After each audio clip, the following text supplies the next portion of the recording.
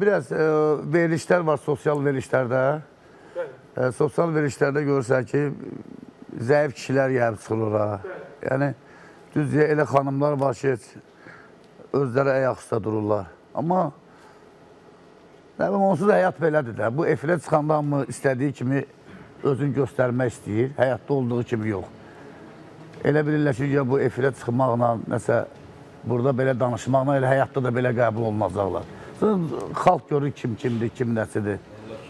Ona görə də məncə bu çox söz söhbətlərə zada mən efirlərdə bu, bir də görürsən ki, o elə adam oturub ki, orada ağıl verir, onun özünə ağıl verən lazımdır.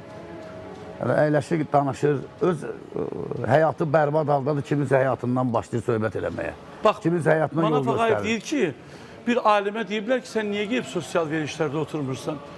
Alim deyib ki, alim olub, deyib ki, mənim axı qızım da boşanıb, mən necə gedib boşanmış adamlara, ayahabra baxı insanlardır.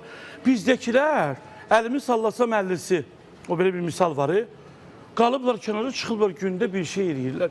Bu günləri İbrahim, bax, bu günləri ona görə bəzi kişi müğənniləri, sən ona deyirlər ki, onlar filan kəssən mən efirə çıxmayayım. Sonra da müğənnilər çıxır ki, sənin minnətin olsun mənlə çıxasın. Bilsən niyə çıxmırlar? Abırlarına pükürürlər. Deyirlər ki, çıxacam, onun onsuz itirəsi heç nə yoxdur. Bu show biznes camiasında 3-4 nəfər var, adını deməyəcəm, qadınlı, kişili.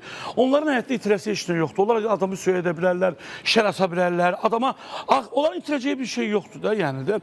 İbrahim, niyə biz bugünə gəldik, yəni bu devrə gəldik, çıxdıq? Tolik, TikTok'un müəyyən sosial şəbəkə efirə buraxıldı. Müəyyən şey o...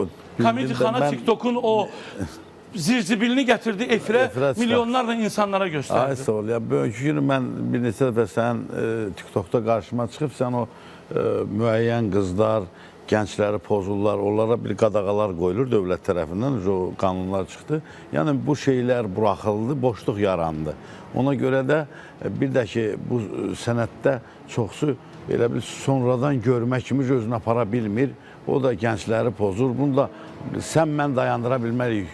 Dövlət tərəfindən bir qanun qoyulmalıdır. Mübariz, bugün doğrudan da görməmişlik başqa şeydir. Sonradan görmə başqa şeydir.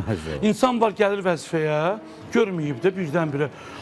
Uca itirir özündə, o dəqiqə başlayır, nə bilim, 4000 manatlıq gödəkçə giyinməyə, nə insan da sonradan görüb də. Yəni, havai pultda gəlir də, mənim kimi 7'də durub işə gelmir ki, ya da dalandar analar kimi gedib süpürmür küçələr. Yəni, operatorlar kimi, misalda televiziya olmasa həkimlər kimi.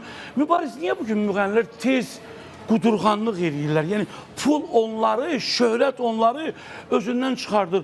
30 il Səməd Səmədovla